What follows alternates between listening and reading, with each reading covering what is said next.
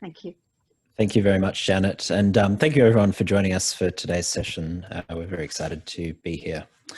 Alrighty, our presentation will be around developing a staff mentoring program for supporting systematic reviews.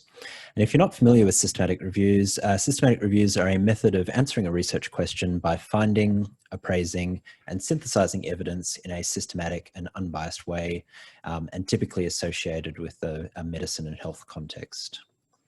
So there is a bit of context that we'd like to provide to kind of set the scene before we get started talking about the mentoring program.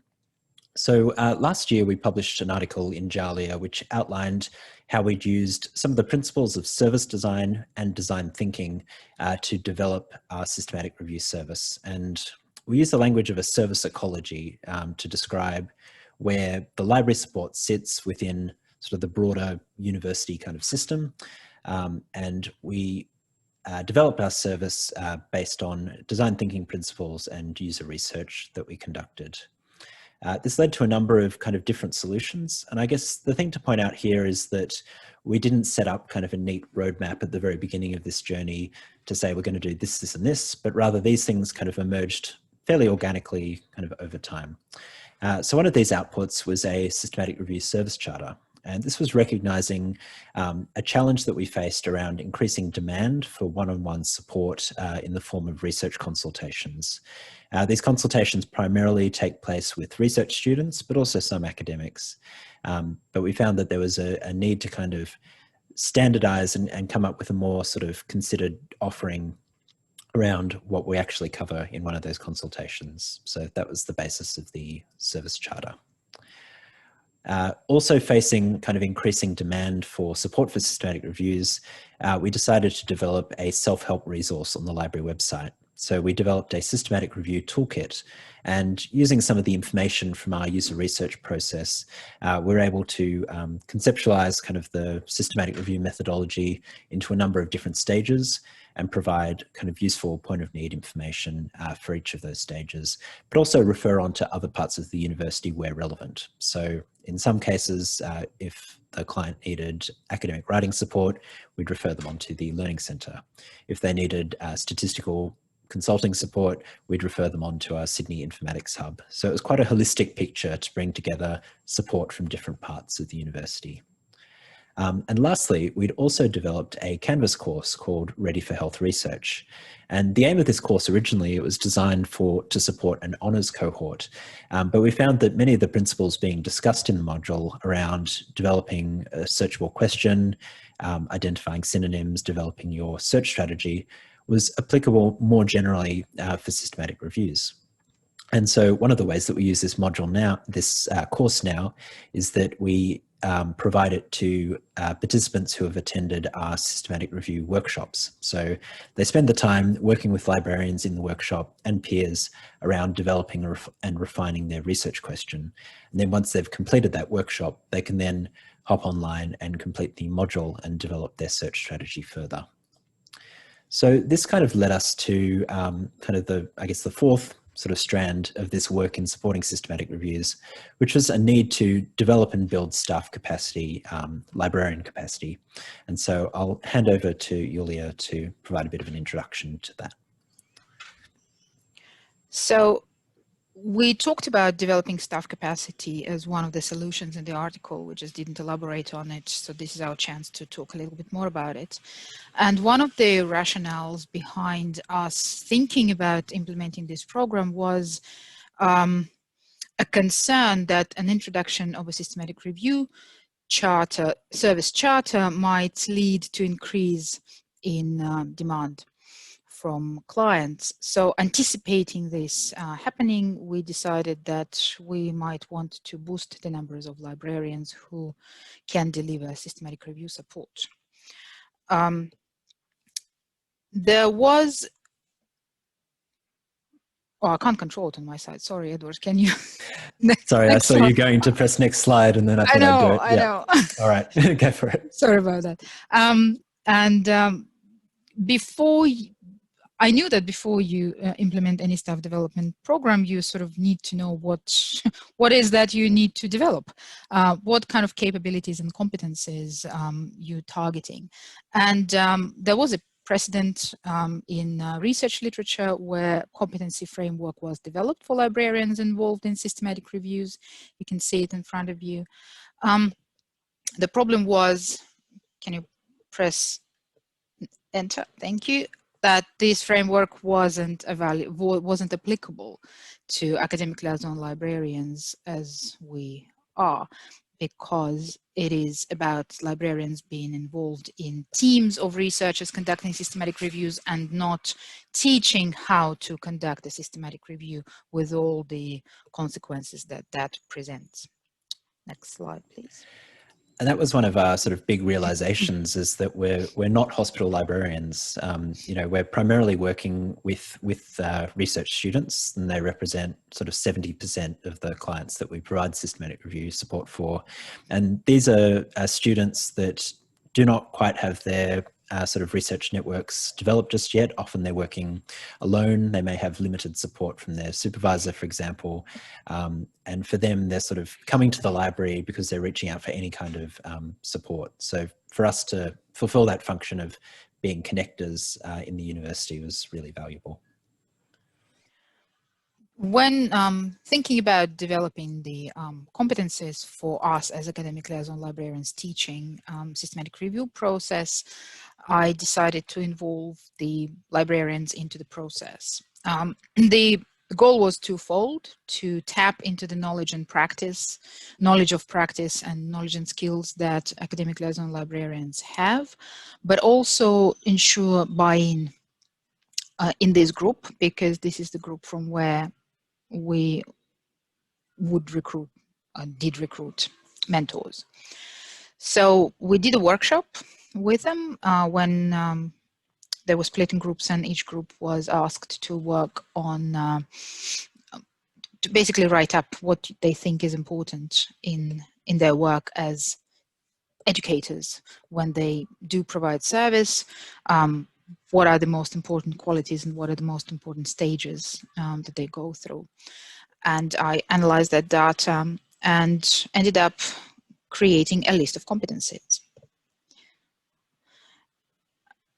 Each competency, of course, is itemized. The breakdowns are valuable, and you can see that it's quite a low-level categories presented here in the screen. But if you compare that to the competencies of medical librarians, there will be quite significant differences.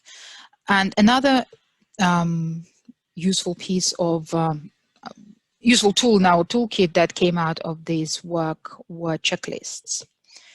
And that's next slide. And we developed two checklists, one for mentor and one for mentee.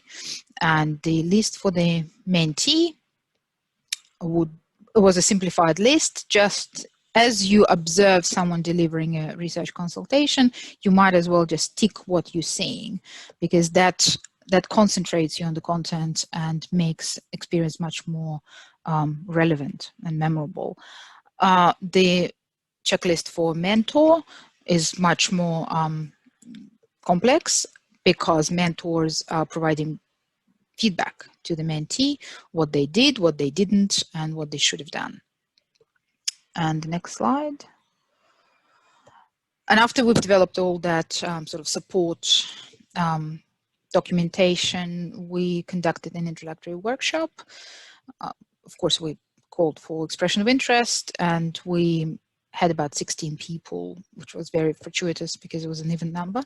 We called them all together, pulled them all together for a workshop, both mentors and mentees. And we paired them up during the workshop, quite in a random manner. I think there was a hat involved and pieces of paper with names. So not very scientific. Another purpose of this workshop was to kind of bring everyone on the same page in terms of what the program is about, what they're about to learn. But the very important thing for me was to communicate this idea that what they are going to encounter is a field of shades of gray. There was no certainties there were some certainties, but there were more uncertainties than certainties in the process. And it was very important for me to actually make it tacit knowledge that, no, not tacit, make that tacit knowledge explicit during the workshop, that this is the field in which we work in. And one of the issues to eliminate was the fact that we are, as academic liaison librarians, are different from librarians involved in teams supporting systematic reviews. Our role is different, our tasks are different, our clients are different. And all training materials that are valuable, it's a lot of them, courses, online material, online training courses, they are applicable, partially applicable to what we do, but not 100% applicable. So we need to understand that and act accordingly. Another sort of ambiguity was that researchers' skills and knowledge were patchy at best, and if you don't understand what the researcher is telling you, it's probably not your fault. It's probably because they cannot articulate what they want, and they are acting on sometimes erroneous premises. But also the fact that the systematic reviews spread away and beyond health and medicine as a discipline into other disciplines makes this field even less certain. So knowing all this allows librarians to then realize that all these uncertainties are not the fault of their own. They come with a package. They come with a job. In the next slide, I will just very quickly show you what we looked at. This is, for example, a position description from Virginia Tech, and just be mindful that this information is 2 years old, 2 to 3 years old. So things might have changed, but at that time, the position description for evidence synthesis librarian in Virginia Tech, for example, included so many skills and knowledge domains that we simply do not cover as academic liaison librarians, and didn't include what we did do. So understanding that gap was important. And in the next slide, you can see that researchers on their part also interpret their work in very different ways. And you can see a very quick search in Scopus revealed that there are so many, even on a definition level, misinterpretations and misunderstandings of what a systematic review is. And just knowing that variety, and knowing that that is the fact, that is the reality of academic life, is important. And lastly, we did an activity in that workshop when mentees and mentors worked in pairs and looked at systematic reviews from different disciplines, trying to appraise and actually establish, is it a real one, or is it just one of those, quasi systematic reviews. And that activity, I received quite a lot of positive feedback from it, because it demonstrated in reality what we were talking about. And we basically concluded that, it's a shade of gray kind of state of, reality. And the only thing you can do is know your golden standard. And let's take Cochrane as a golden standard. And just stick to it. Once you know what the rules are, once you know what these real, true foundation processes are, just stick to it and follow the yellow brick road. And everything else you will realize as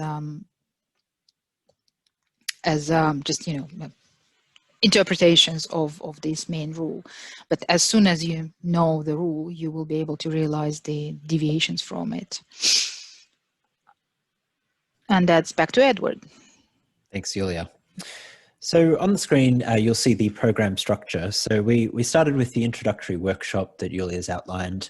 And then we had kind of two sort of main blocks, one of peer observation, where the mentees would shadow their mentors conducting research consultations, get a taste for the types of questions that we were encountering and how the mentor guided the researcher through that process.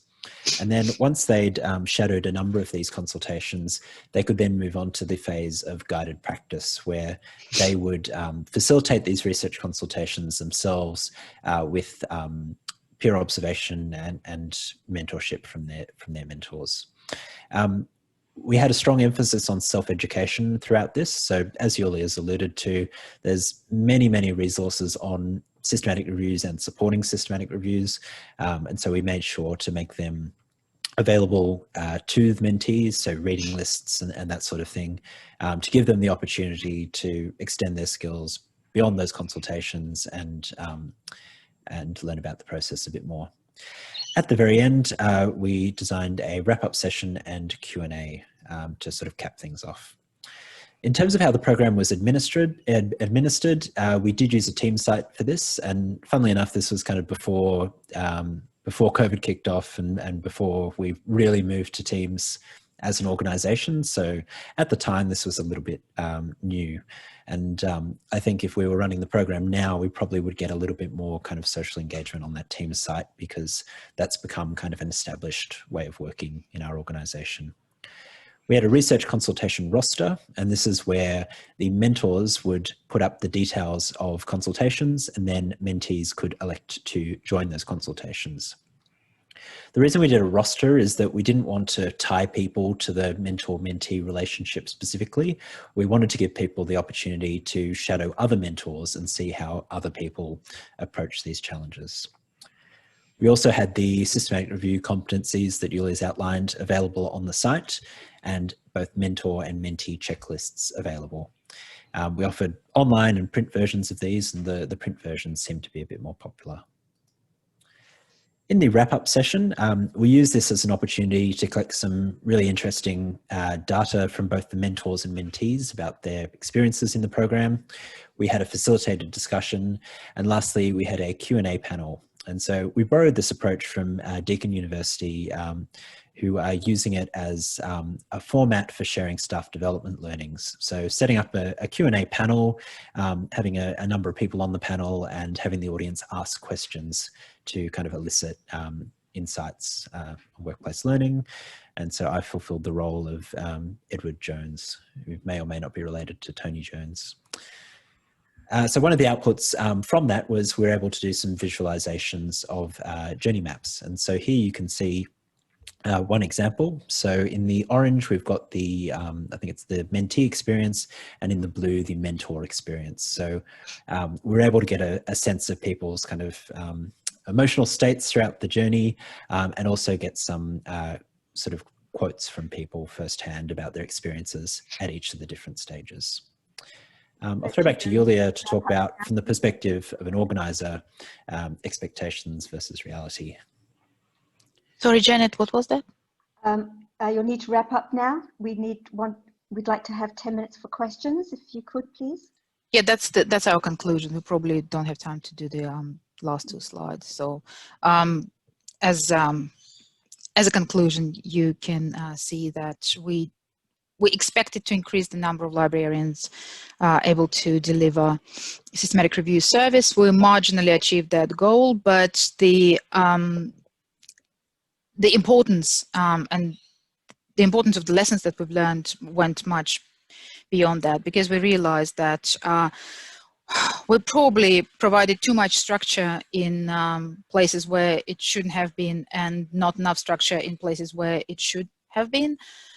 We overcooked the administration system and administration processes. And we also didn't allow mentees to set their own goals. As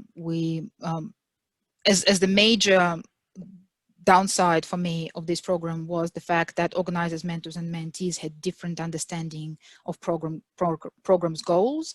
Mentees did tell us that they actually benefited from the program, but in unexpected ways, not in the ways we sort of planned them to benefit from it. If we implement any program like this in the future, we will base our future design on these lessons learned, especially giving more freedom to mentees to set their own goals, but also be more deliberate in matching mentees and mentors at the beginning of the process. So we'll open up to questions now, but we might just leave our final slide on the screen. Yep.